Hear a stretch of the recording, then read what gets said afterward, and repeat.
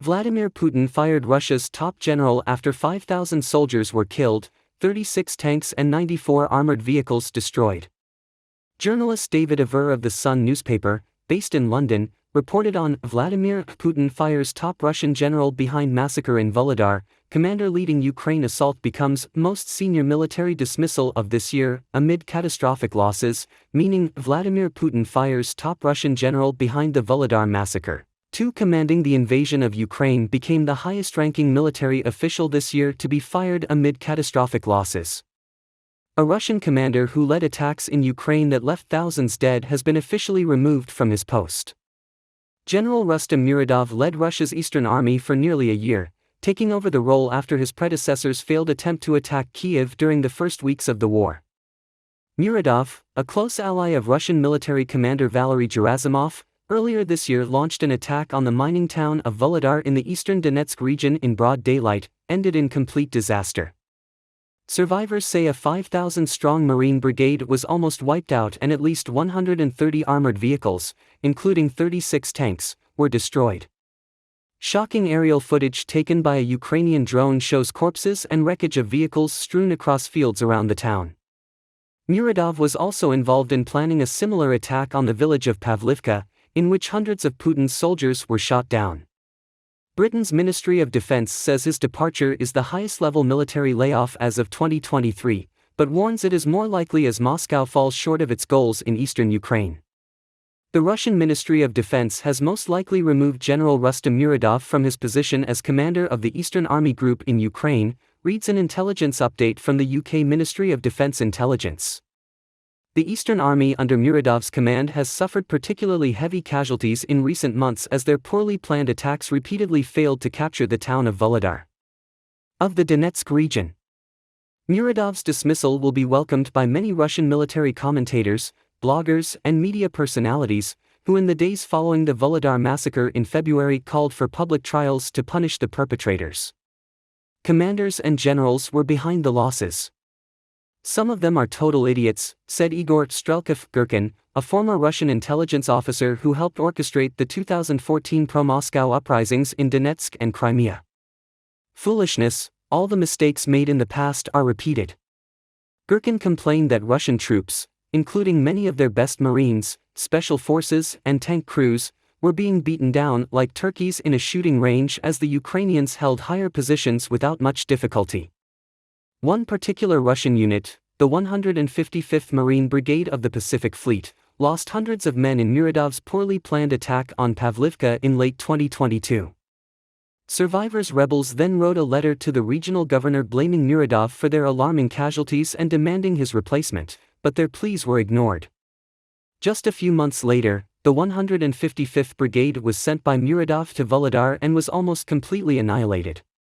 Colonel Alexei Dmytrashkovsky, a spokesman for the Ukrainian army, said, "The 155th Brigade has had to be redeployed 3 times." The mining town of Volodar, home to 14,000 people before the war and located on high ground, was fortified with artillery after withstood 3 months of attack. Tom Cooper, a military historian who has studied the battle, describes Volodar as a large, towering fortress in the middle of a flat and empty desert. Yevgeny Nazarenko, a spokesman for one of Ukraine's defense units, said the Russian advances were easily detected from the tall buildings as they crossed the open fields towards the built town. Built to service a nearby coal mine. "We're at the top and they're at the bottom. They are completely visible," he said. The advancing Russian troops were crushed by artillery fire, drone bombs, and mines, after Muradov is said to have ordered tanks to advance in a line due to a lack of demining equipment. A Russian military source told the Moscow Times, Muradov was suspended because he was a crazy idiot who could order soldiers to certain death. A lot of people have complained about him. The removal of top Russian commanders from their positions is hardly a novelty. The current head of the Russian army, Valery Gerasimov, has replaced the doomsday general. 2. The fiercest battles still occur in 3 cities in eastern Ukraine. During a press conference at the Kyiv Press Center on the morning of Friday, April 7, Colonel Georgy Gleba said, "The fiercest battles is still taking place in Bakhmut, Avdiivka and Mariinka in eastern Ukraine." Ukrainian troops are concentrating on the devastated city of Bakhmut to try to exhaust the Russians. Ukrainian forces have repelled more than 20 Russian attacks in the past 24 hours. Russian forces launched 4 missiles and 7 airstrikes, firing more than 10 times from multiple rocket launchers at Ukrainian military positions and the civilian infrastructure of the settlements. The enemy continued to focus their main efforts on conducting offensive actions in the Lyman, Bakhmut, Avdiivka and Mariinka directions. The heaviest fighting is taking place in the towns of Bakhmut, Avdiivka and Mariinka. Colonel Georgy Gleba said Russian forces continued to attack to gain full control of Bakhmut, and Ukrainian defense forces repelled about 10 enemy attacks in this area alone. More than 15 settlements in the combat zone were targeted by Russian shelling. Bakhmut is still the enemy's main direction of attack. Just today, there were 302 shelling of various calibers along the front lines in the Bakhmut area. There were 22 clashes.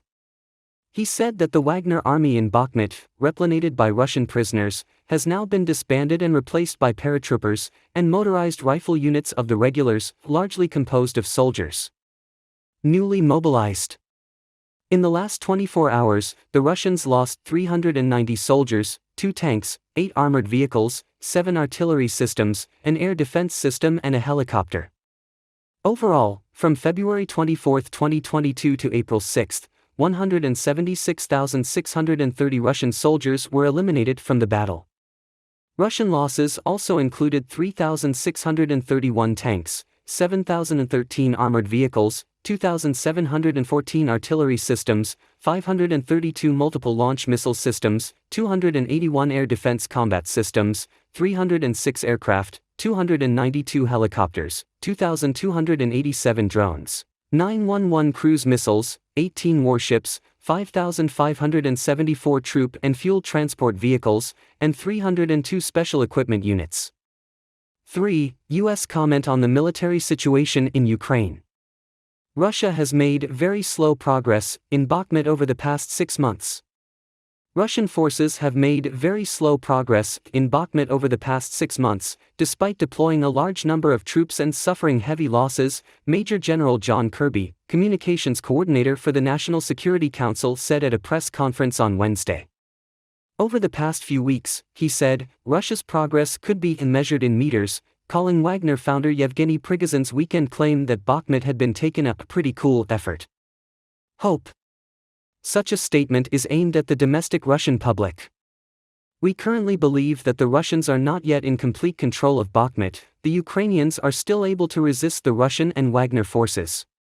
He stressed that Ukrainian forces are managing their casualty rate much better than the Russians at the moment. We have seen that they can rotate units in and out of Bakhmut. Everyone is resting and recuperating, he said, noting that Ukraine is being regenerated and replenished with new forces and equipment provided by NATO or the West. The fighting is currently calm, partly due to bad weather, but also because both sides are exhausted and fear a Ukrainian counteroffensive.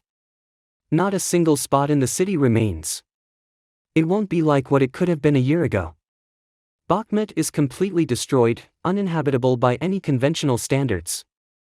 Ukraine conducts raids deep inside Russian lines and stockpiles ammunition. General Kirby said he believes Ukraine has launched deep strikes and stockpiled some ammunition ahead of an expected counterattack in the coming weeks. Next month. Some of the deep attacks on Russian positions in southern Ukraine are preparation for any form of attack in the future. We have seen consistently throughout the campaign that the Ukrainians have become very adept at striking with precision HIMARS systems on specific Russian targets. He also said Ukraine would stockpile ammunition before a counterattack, but it did not note any shortages that would limit daily operations. We don't see them in a position where they have to limit their activities due to lack of ammunition, he stressed. Obviously they want to stock up at the moment because they're preparing for an attack, so they need supply guarantees to be able to sustain the attack. From what we see, they are getting those supplies at the moment, he added. Russia has problems creating military manpower. General Kirby also said that Russia is having problems creating well-trained military personnel. Russia has admitted that it needs another 400,000 troops, and that is not only for the conflict in Ukraine, but also to complete the new units that are about to be deployed on the new borders with NATO and Finland. How they did that is still unclear at the moment. Officials told CNN they have seen Russia increase enlistment deadlines and expand the age range, but noted that they have made no effort to launch a second wave of mobilization. Whether the people can sustain another wave of mobilization and whether the Kremlin really wants to test the people's resilience to that is unclear at the moment. In addition to attracting people in Russia to join the army, he noted that Moscow also had difficulty training them. We've seen Russian units trained in Belarus, we've seen other Russian forces being sent straight to the front with no training. They have a real problem in creating well-trained military personnel. 4. Ukrainian officials reveal drone army with video of huge stockpile. Newsweek has a report titled Ukraine official reveals drone army with video of massive stockpile, meaning Ukrainian official reveals army of drones with video of huge stockpile. A Ukrainian official recently shared a video showing an army of drones being stockpiled amid the ongoing war with Russia. Mikhailo Fedorov, Deputy Prime Minister in charge of Innovation, Education, Science and Technology of Ukraine, wrote in a translated post on Telegram, "Powerful drones are our competitive advantage over with the Russians." Bird changed the course of war and saved the lives of soldiers. He said, during the 9 months of the United 24 project, the Unmanned Aircraft Corps signed contracts for 3,200 unmanned aerial systems for more than $4 billion Ukrainian dollars, or more than $100 million. The doctrine of the use of UAVs has completely changed. More than 7,000 military personnel have been trained as drone operators. According to the Kyiv Independent, the Army of Drones is a joint project between the Digital Transformation Department of Ukraine and the United 24 organization. This project helps provide drones to Ukrainian soldiers, as well as train them how to use them. Fedorov's post comes as the war between Ukraine and Russia continues to intensify after President Vladimir Putin announced a special military operation last year. The use of drones has been widely publicized during the conflict. The United States continued to provide Ukraine with assistance throughout the war, including drones. In February, the U.S. announced a $2 billion package of security assistance to Ukraine, which includes drones as well as weapons to counter drones used by Russia. Speaking to Newsweek in February, Anton Gashchenko, an advisor to Ukraine's interior minister, said that drones are the superweapon here. We would win faster and with less losses if we had tens of thousands, hundreds of thousands of drones for reconnaissance and combat, Gashchenko told Newsweek. We needed combat aviation, and this topic has been discussed a lot lately.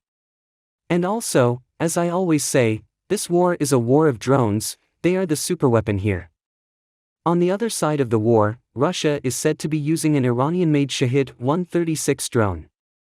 The US-based think tank, Institute for the Study of War, recently reported that Russian Foreign Minister Sergei Lavrov met with Iranian Foreign Minister Hossein Amir-Abdollahian, where they may have discussed a purchase agreement. More drones. Iran initially denied supplying the Shahed-136 drones to Russia but later confirmed that it had supplied a small number of drones to Russia before the start of the war. Lieutenant General Serhiy Nayev, of the Unified Forces Command of Ukraine's Armed Forces, earlier this month said the use of machine guns had been effective against the Shahed-136 drones. Newsweek has reached out to the foreign ministries in Ukraine and Russia by email for comment. 5. Kremlin said the Belarus leader's peace proposal on Ukraine could be discussed in talks with Putin. Kremlin spokesman Dmitry Peskov said. Peace proposal on Ukraine by Belarusian President Alexander Lukashenko is likely to be discussed during meetings with Russian President Vladimir Putin in Moscow. Alexander Grigorievich Lukashenko may think it is necessary to clarify this matter. Then, of course, they will exchange views, Peskov said during a regular meeting with journalists. Last Friday, Lukashenko called for a freeze on hostile actions in Ukraine and restrictions on the movement of equipment and weapons from both sides, which both Russia and Ukraine were quick to reject. Lukashenko arrived for talks in Moscow on Wednesday. The two leaders will discuss bilateral cooperation issues before the meeting of the Supreme Council of State of the Russian Federation and Belarus on Thursday. Lukashenko also said he has stepped up negotiations with Putin on the deployment of both tactical and strategic nuclear weapons, more powerful, to counter threats posed by Ukraine's Western allies, who he claimed to be planning a coup against him. 6. In his first interview since Finland's accession, the head of NATO said that he believes that Sweden will also join the alliance. Sweden will become a member of NATO despite current objections. Turkey to Stockholm's accession effort, the head of the Transatlantic Military Alliance said Wednesday in its first interview since Finland became a new member of the group on Wednesday. Father, I believe that Sweden will become a member of NATO, especially since all NATO allies, including Turkey, invited Sweden to become a member at our summit in Madrid, said NATO Secretary General Jens Stoltenberg. Sweden is now in a much better and safer position than it was before they applied, because as soon as all the allies invited them, they were invited, that is, now here they have been integrated into NATO's military and civilian structures. It is entirely conceivable that there will not be any military attack against Sweden to which NATO does not respond, he said.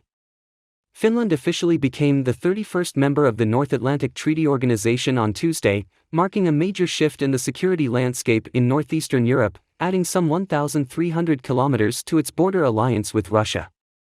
Sweden's attempt to join the bloc has been thwarted by alliance members Turkey and Hungary. Finland's accession to the alliance also revived calls from Ukraine to join NATO. Ukrainian President Volodymyr Zelensky is in Poland, and Stoltenberg pointed out that President Zelensky has also been invited to the alliance summit, which will take place in the Lithuanian capital Vilnius in July.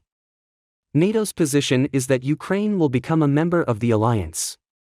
Our main focus now is on providing assistance to Ukraine to ensure that Ukraine prevails as an independent sovereign state in Europe, which is a prerequisite for any discussion. Any meaningful discussion about membership, Mr. Stoltenberg said. It is important to meet with Ukraine to discuss how to maintain the unprecedented support that NATO and its NATO allies are giving Ukraine, to discuss reforms, but also to raise issues regarding the rights of minorities. The administration of U.S. President Joe Biden announced an additional $2.6 billion package of military aid to Ukraine on Tuesday, part of a series of NATO support for the country is under siege. Ukraine has already burned through its ammunition and weapons faster than the US and NATO can produce, but Stoltenberg promised to ramp up production to meet further needs. 7. Western representatives walk out of the UN meeting as the Russian Commissioner for Children speaks. Envoys from several Western countries have left the UN meeting as the Russian Commissioner on Children's Rights, who is wanted by the International Criminal Court, or ICC for short, on war crimes charges. They accused her of spreading misinformation about the war in Ukraine. The International Criminal Court issued arrest warrants for Maria Lvova-Belova and Russian President Vladimir Putin on March 18 on charges of conspiring to deport Ukrainian children to Russia. Lvova-Belova appeared at the informal meeting of the United Nations Security Council in New York, convened by Russia to discuss the evacuation of Ukrainian children from the conflict zone. Russia assumed the rotating presidency of the Security Council on April 1. As Russia assumes the presidency of the Security Council, we will take every opportunity to push back against their use of their position in the chair to spread misinformation and use their chair to promote support for their efforts, U.S. Ambassador to the UN, Linda Thomas-Greenfield, told reporters before the meeting. So it is for that very reason that today we protested their Aria Formula Synopsis store, a woman accused of war crimes, who was involved in the abduction and removal of children from their homes to Russia. Thomas Greenfield added that the US, like the UK, blocked the webcast of the meeting, so Lvova-Belova was not given an international podium to spread misinformation and try to defend those actions. Her horrors are happening in Ukraine. Representatives of the United States, Great Britain, Albania and Malta walked out of the conference room while Lvova-Belova was speaking. Russia's UN envoy Vasily Nebenzia described the move as a clear demonstration of their indifference to the fate of Donbass children and Ukrainian children. However, opposing countries say that a mother of mines has nothing to defend at the United Nations, she must answer before the International Criminal Court.